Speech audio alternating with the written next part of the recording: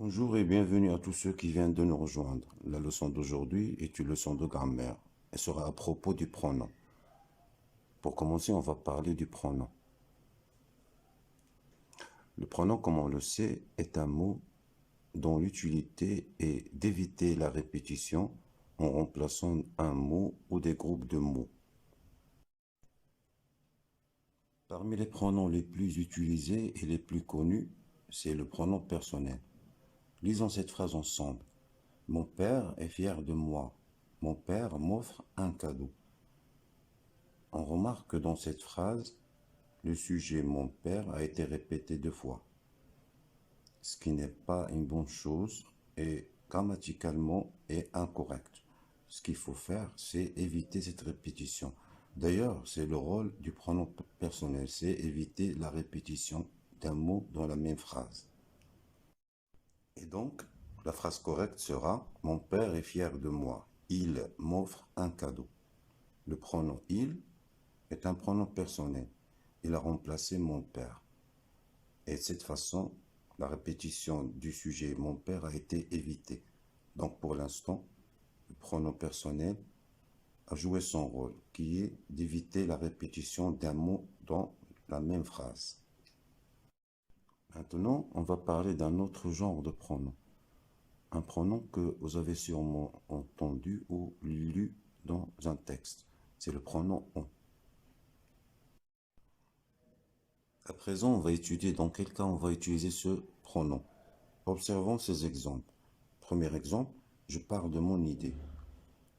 Dans cette phrase, on remarque que le groupe de mots de mon idée est introduit par de, la préposition de.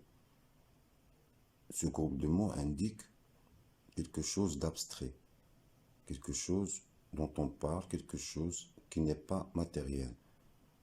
Comme une sorte d'idée. On peut dire par exemple, je parle de mon voyage, je parle de mon projet. Dans la deuxième phrase, le groupe de mots souligné, du thé. Du est un article partitif.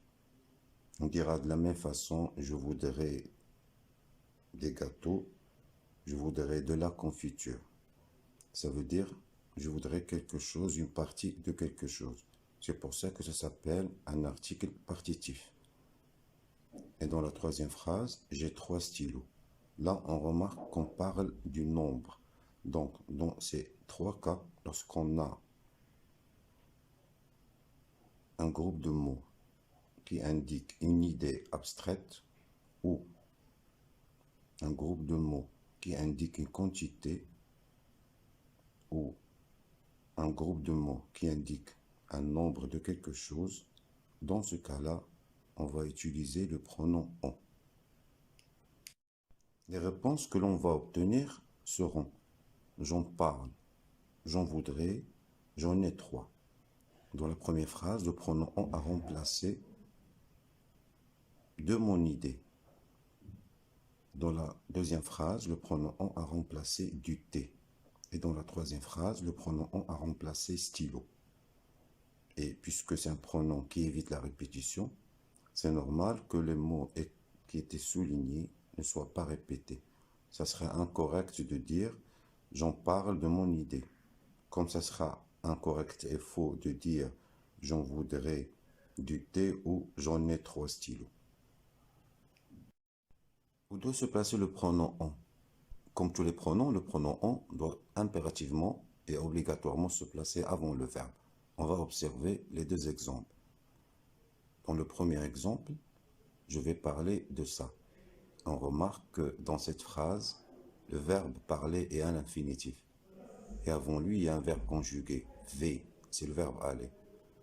Lorsqu'on utilise le pronom on remarque qu'il se place entre le premier verbe qui est conjugué et le deuxième qui est à l'infinitif. Dans le deuxième exemple, j'ai bu un verre d'eau.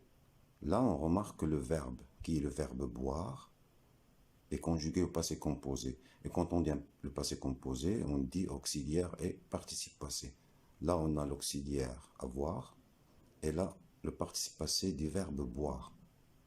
Lorsqu'on va utiliser le pronom on va remarquer que ce pronom-là s'est placé avant l'auxiliaire. Parce que c'est faux de dire j'ai en bu un verre. Donc récapitulons. Pour résumer, lorsque le verbe dans la phrase est un verbe infinitif, précédé d'un verbe conjugué, le pronom doit se placer entre les deux. Lorsque le verbe est conjugué au passé composé, ou bien n'importe quel autre temps du passé, comme le plus que parfait, le passé antérieur, etc., le pronom on doit se placer avant l'auxiliaire. Si par exemple on dit j'avais bu, on dira j'en avais bu.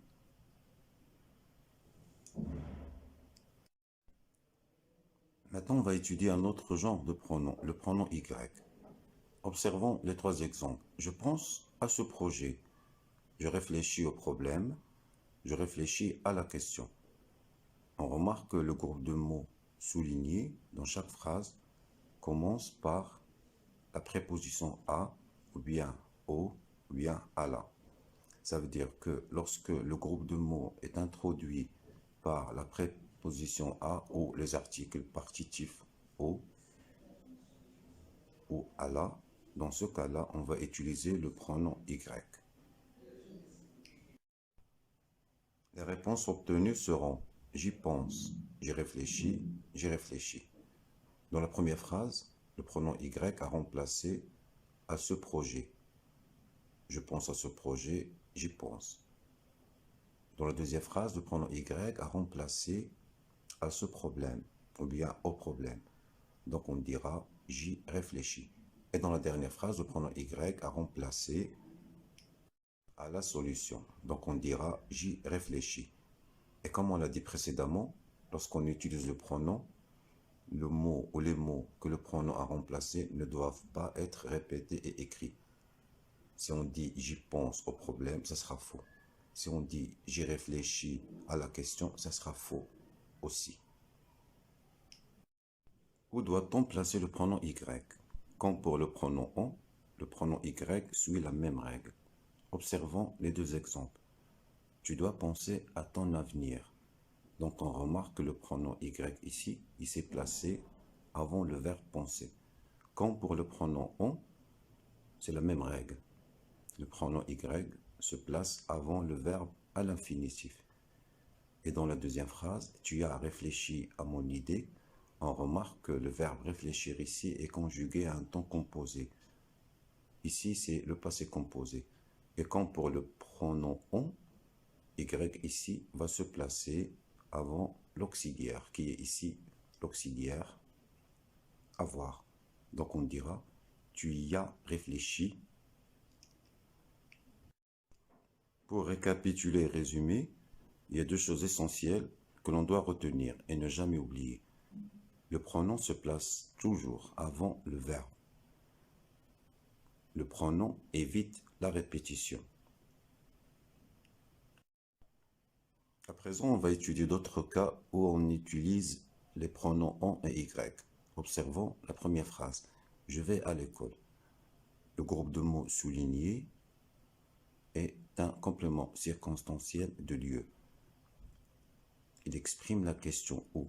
Où est-ce que je vais? Donc, dans le cas d'une phrase où le complément circonstanciel de lieu indique la question où, on utilise le pronom y. Comme le dit la règle, le pronom y se place avant le verbe, donc on dira j'y vais. Dans le deuxième exemple, je rentre du travail. Le groupe de mots du travail ou bien le complément du verbe du travail est un complément circonstanciel de lieu. Sa fonction est un complément circonstanciel de lieu, un CCL. Et il indique la question d'où. D'où est-ce que je rentre? Dans ce cas-là, lorsqu'on va utiliser un pronom pour remplacer ce CCL, on ne dira pas j'y reviens, on dira j'en reviens. Donc, pour résumer, lorsque le CCL est introduit par A ou bien O, dans certains cas, et lorsque la question c'est où, on utilise le pronom Y. Lorsque la phrase contient un CCL introduit par du, de, la ou des, dans ce cas-là, on va utiliser le pronom on. Pour résumer, il y a deux points essentiels qu'il faut retenir. Premièrement, lorsque le groupe de mots est introduit par du, de, la, de, et l'apostrophe ou bien des, le pronom qu'on doit utiliser est on. Lorsque le groupe de mots est introduit par o, a et l'apostrophe bien o au pluriel, le pronom qu'on doit utiliser sera y. Et voilà, c'est la fin de la leçon. J'espère que vous l'avez bien comprise et que vous l'avez retenue.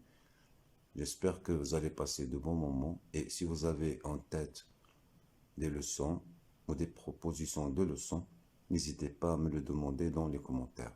Je vous dis au revoir et à bientôt dans une prochaine vidéo.